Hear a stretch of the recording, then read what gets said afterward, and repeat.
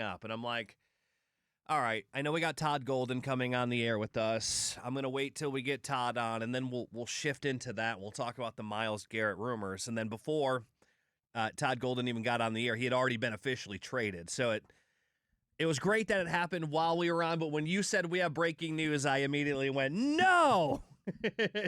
So that was how it was. But there's a number of ways we can go. We can talk about Myles Garrett, how it affects the Bucs. I've also, when the news broke in the studio, our text line lit up with a lot of people talking about, Jason Light is not a great general manager and this and that, and why didn't we make this trade? And I feel like every fan base probably felt that way yesterday. And I don't know if there was anything reasonable you could have offered what the Rams did, but I have come up with what I think a trade would have looked like for the Buccaneers.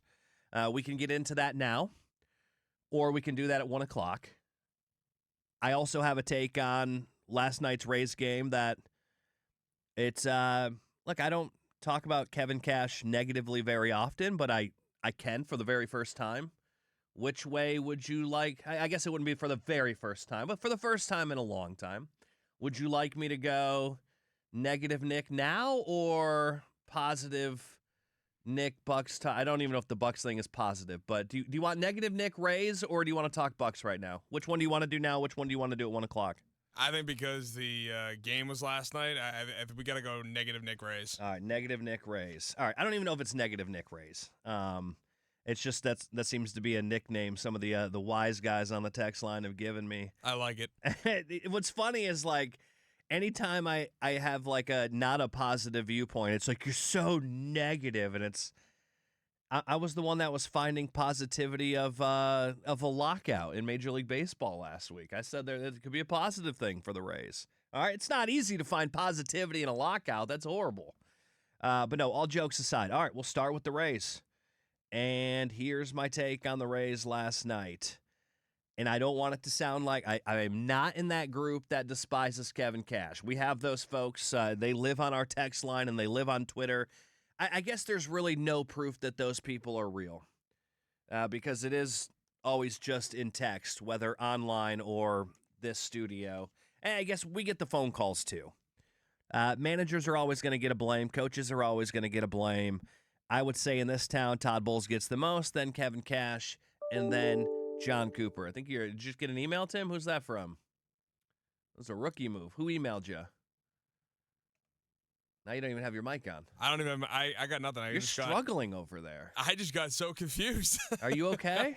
I'm good. I'm good now. All right. Who's emailing you during the show? Is that Chris Mathis again? It may be. I know he wrote you. He wrote you a nice long letter today. What were we talking about? You got me all. Sorry, you said Todd Bowles gets all the blame, Kevin Cash. Yeah. Todd Bowles, he gets the most blame. Kevin Cash, second most. John Cooper, no blame at all. Let's talk about Kevin Cash for a minute. I felt like last night when I was watching the game and I'm watching Griffin Jax give up home run after home run after home run. How many did he give up total? Was it 5? I know he gave up 3 back-to-back. Wasn't there before that? I know the Tigers hit 5 in total. No, I think he gave up 3. But when in the middle of the third inning, when the Tigers were going back-to-back home runs, a team that has no ability to score runs all season long starts lighting you up. Kevin Cash left Griffin Jax on the mound, and I thought that was interesting after he had given up back-to-back home runs to continue to leave him out there. Now, Griffin Jax last night threw 72 pitches. His previous high was 66 pitches, where he threw 5 innings, 4 hits, and no runs. So the 66 pitches, he was out there because, well, it was a really good outing, and he was wheeling and dealing, so you leave him out there. And I know they're trying to work him in to be a starter. Well, last night, he was not having his best night. He threw 4 innings. He gave up 7 hits, 6 runs. All of them were earned. 3 of them were home runs. He had a walk. But he did have 5 Ks, which, I'm going to give you some interesting Tiger stats here, and that kind of goes along with it because I was watching the game at one point. I'm like, the Tigers have 7 hits, 3 home runs, 5 strikeouts, and it's only the third inning. I'm like, that's a weird number to have 5 Ks, but also be leading 5-0 in the third inning. But that was just the way the baseball game went. But last night, I'm watching the game, and as Griffin Jax is just giving up all of these home runs, I'm asking myself, why is he still in the game?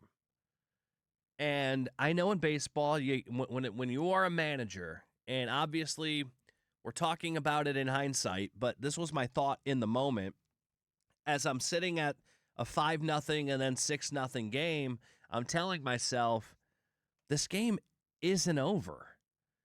Why is he just leaving Griffin Jax on the mound to take this beating? And I get it. He didn't want to waste his arms. He had to get as much out of Griffin Jax as possible because he felt the analytics probably said, hey, this game's over. You don't really have an opportunity to come back. And I just don't feel like that was the right approach. Maybe against all 28 other teams, that is the approach.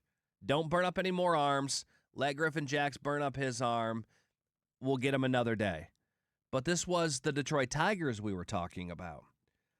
Here are some interesting stats I want to give you on the Tigers. They have blown 13 games in which they held a lead in the 6th inning or later, which is the highest total in Major League Baseball. No other team has more than 8.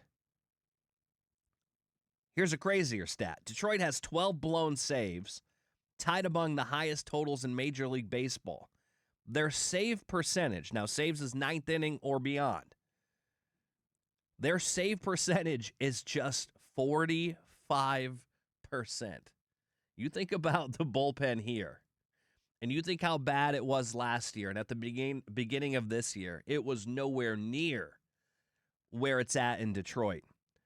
Their closers, Kenley Jansen, 4 blown saves. Kyle Finnegan, 4 blown saves. Will Vest, who we saw last night, 3 blown saves, had an opportunity to blow another.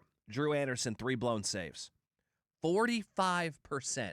Think about that. When the Tigers have a lead going into the 9th, and they throw a closer out there in a save opportunity, less than 50% of the time they win the game. That's crazy. It's an insane stat. I couldn't believe it. I mean, I kind of already knew it, but I didn't. And once I saw it in writing, I was like, this is so bad. And so when I'm watching the game last night, I'm watching Griffin Jax get pounded. I'm thinking, all right, they got his number. Take him out. This game isn't over yet. I know it's 5-0, and then it became 6-0. I know. And against any other team, you let Griffin Jax throw all the pitches. Don't use up any arms. But when you're playing the Tigers, and again, I know it's easier to say in hindsight, but I was saying this before. I even put it on Twitter last night. I think the Rays are going to end up winning this game. And you know what? If they take Griffin Jax out a little bit sooner and he only gives up, let's say, 2 of those home runs instead of 3, it's a whole new ball game. Now, I will give the Rays credit. They always battle until the end. They were down 8-2, and that was a 10-9 ball game last night. So I'll give credit where credit is due. But I don't think the game was over at 5-0 or 6-0 when you hear the numbers of the Detroit Tigers and their bullpen. It is so bad. And I felt like Kevin Cash threw the towel in a little bit early. And again, I know the data, the analytics, all of that tells you that. That's the one thing I don't love about analytics is it doesn't quite necessarily tell you the whole story. But I felt like in that moment, you still got to go for the win because of who you're playing. Now, if you're down 6-0 to the Yankees, that's fine. Let Griffin Jax continue to throw meatballs. But it wasn't the New York Yankees. It was the worst team in baseball, the Detroit Tigers, who, you've heard the numbers, 13 games they've blown the lead in the 6th inning or later. No other team has done that more than 8 times. 12 blown save opportunities. That's the craziest stat to me. That 45%. Their save percentage is 45%. And the league average is what? Like 60 to 70%? I would say it's 65 to 70%. Yeah, that even still, that's crazy to have 45% save percentage. You have 3 different closers. They have 2 closers with 4 blown saves. And then you have 2 closers with 3 blown saves. I mean, that's just nuts. So obviously, we're in hindsight now, 2020, you know everything, but, knowing who the Tigers are, did Kevin Cash make a mistake last night not pulling Jack sooner? Because I think he did. Look, maybe everybody else turned the TV off at that moment in time and they weren't really paying attention anyways, But to me, it was just never over. It was 8-2. I looked at my wife and I go, they're not done yet. I texted you because I needed to have proof. You got a text from me last night. I said, I still think the Rays are going to win this game. Oh, yeah. And it came right down to the wire. They had their opportunity, left a couple runners on base late there. But if he pulls Griffin Jax a little bit sooner in that game, it's a win. I mean, what were your thoughts in that moment when he's letting Griffin Jax just throw up the meatballs? Were you in the same and look, it's if you weren't in the same mindset as me, that's fine. You know, I think probably a majority of people, including Kevin Cash, probably felt like it was over. But what were you thinking in that moment? Were you thinking leave him out there, let him eat up some innings, or? I thought being down 6-0 was kind of the, you know what, that's the game. Like, I understand Detroit blows are the worst team in baseball right now, or close to it. But then when you started to see the Rays push back, when it was 6-2, and you could see kind of how they were playing offensively, that's what got me thinking, oh, wait, there's a chance. And then Chandler Simpson just has that freak thing with his helmet. Yeah, we'll talk about that. We'll talk about that later. But still, it was just kind of like you could see the fight in this team that, wait a minute, this isn't over yet.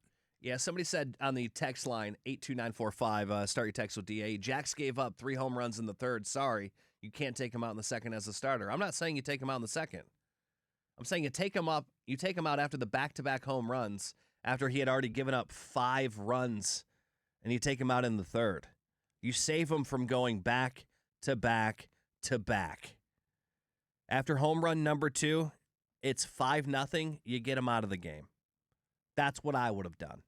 Knowing you're playing the Detroit Tigers, and you still could have won because of who the opponent was. 888-388-0957. That's the phone number. Let's talk about Kevin Cash's decision last night. Did he make the right decision? There's really no right or wrong answer, right? Like, I get what the numbers say, and I get how you would play it against any other team, but this was a team that cannot close out baseball games. This is a team you're playing that does nothing but blow leads. It was not over until it was officially over. And if you don't give up that third home run out of the 3, they're still in extras right now.